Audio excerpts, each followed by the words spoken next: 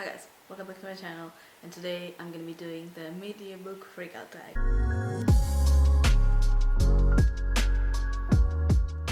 So this is my second time doing it. I will leave the first video which I did last year up there. Basically this is a fun way to wrap up the first half of the year and just talk to you all about the books that I read, hopefully give you a few recommendations. The first question is the best book you've read so far in 2021. Now, I don't want to jinx it, y'all, but I have been having such a good reading year. Since January, I've been reading like really great books. Most of them I rated like 4 or 5 stars. So, this is a hard question.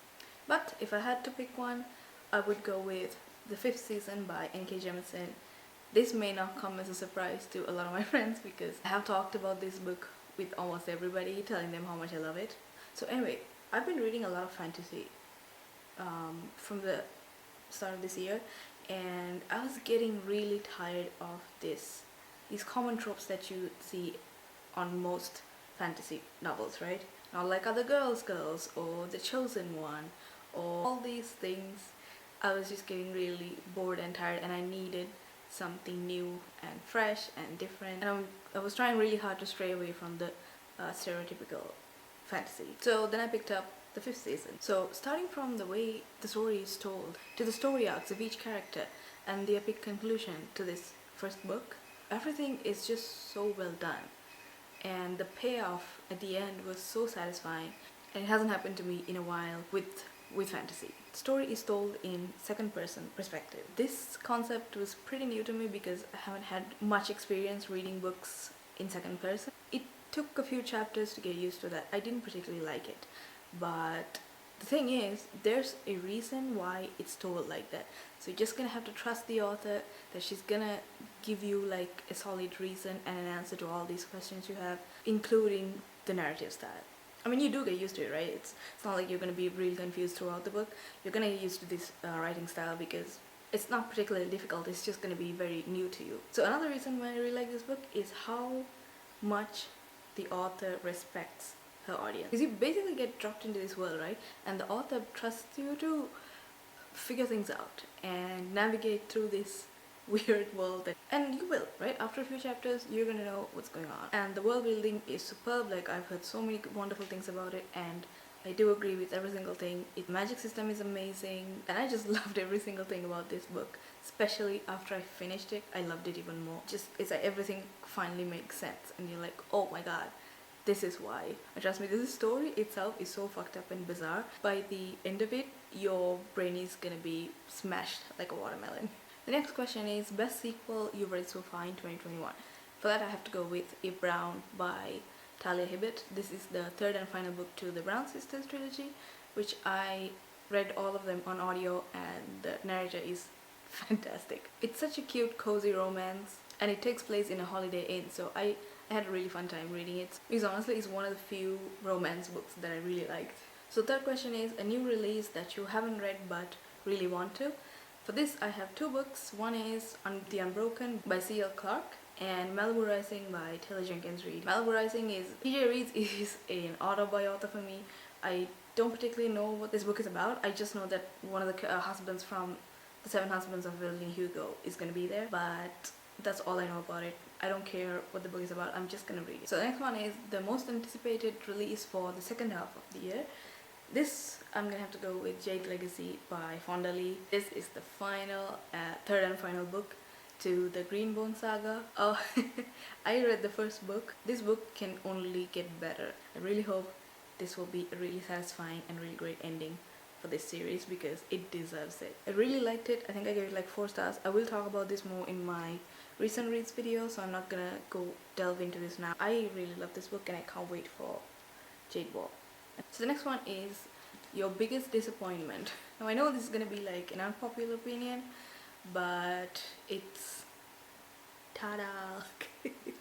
I did not like this book at all. I gave this a 1 star, but I know a lot of people really liked the third one. I liked the second one, right? And I gave that a 5 stars, and going from 5 star to 1 star, it was such a disappointment because I was really excited. I've never read the ACTA series before. I only read the first one like years back. I read the whole thing this year before Silver Flames came out, and I have a vlog for that. I really like Silver Flames and I liked Mist and Fury, but this one was such a disappointment. I really didn't like Farah's perspective in this, because after like she and Reese get married, it's like that's all she talks about in this entire book. And this magic circle, or the inner circle, is very, they're just sitting there to like say lines. It got very boring to a point where I just couldn't wait for this book to end. And the ending was very anticlimactic, like everybody was just watching while Cassian just shows off his military skills. Not a fan of this one, but I did however enjoy Silver Flames. The next question is the biggest surprise for this year, and for this I'm going to go with The Illustrated Child by Polly Crosby. I have never seen this book anywhere. I've never heard about it. I didn't know what it was. It came out this year, or last year. My sister picked this up for me for my birthday, and this book was so great. I really enjoyed it. The story is very simple, okay? It's about this girl called Romilly who's 9 years old, and she's living with her father in a country house. They're not doing so well. Like, the father is a starving artist and he's trying so hard to make ends meet, and you follow the story from Romilly's perspective. So the father finally gets his break when he writes the series of books using her daughter as the main character. And he's a really good artist, so this book gets published and they eventually become bestsellers. So with that, the father's attention, like all of his attention, goes to the Romilly in the book, and the real daughter gets neglected completely, and Romilly ends up hating the very thing that made her father famous, which technically is her. The best thing about this book is how it's told. You follow the entire story from Romilly's perspective, and she's a 9-year-old girl, so you experience everything the way she does, from how she perceives things, how she interprets things, and what goes on in her head, right? All of these things, they're very interesting, and it's actually so innocent. After reading this, I saw a couple of reviews where they compared this book to The Boy in the Striped Pajamas, which is this one. And I've had this book for such a long time on my shelf and I never read it, but yeah, I think I might actually just pick it up because I really enjoyed reading a child's perspective because it's so different. I don't really remember what went on in my head when I was 9 years old. It's a new experience. Next one is favorite new author, debut or new to you, and this author is certainly not a debut author, but yeah, it's N.K. Jemisin. After reading 5th Season, I also read City We Became, and yeah, just give 5 stars to both of these because N.K. Jemisin's writing is so unique. Her stories are just so wholesome, well written, you just want to keep reading. And her books are unlike anything I've ever read.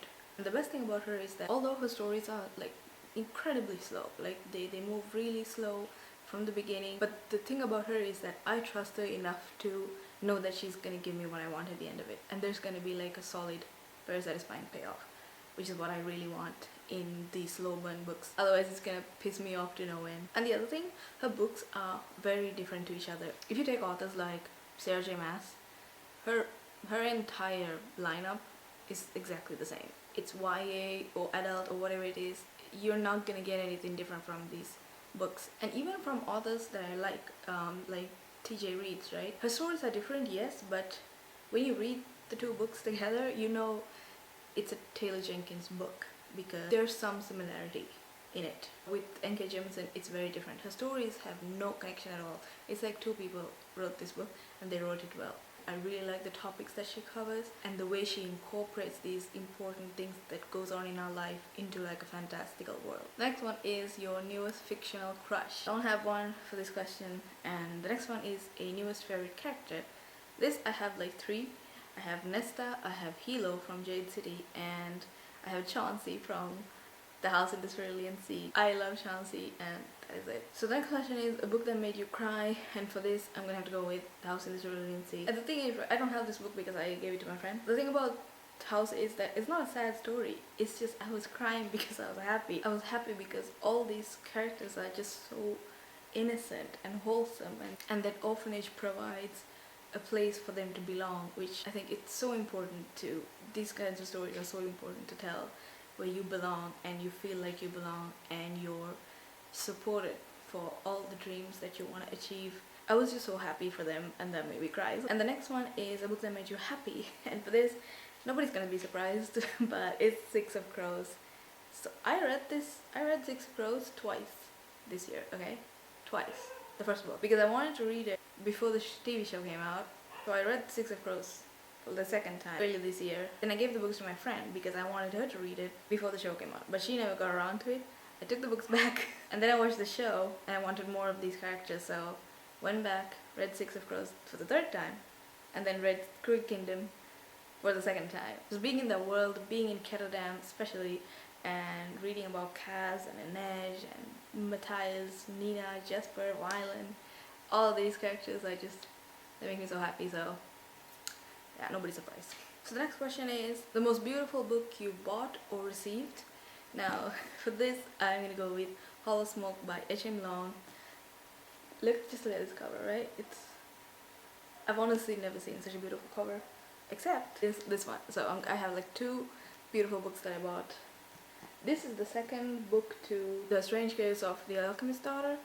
I don't have the first one, I have it on audio, so I'm gonna listen to that and then get to this book. But yeah, I'm currently in the middle of doing a reading vlog for this, which will be up later, so you can check it out then. And the final question is books that I'm really excited to get to in the second half of the year. And for that, I'm gonna have to go with Jade Legacy. Like I said before, I'm really excited about it. I really want to get to it. And also the Poppy War series, which I'm hoping to do a reading vlog on, but I'm still waiting for the third and final book to come so I can just read all three together. Alright, that's it for this video. I will see you in the next one. If you like it, give it a thumbs up, subscribe, and see you later.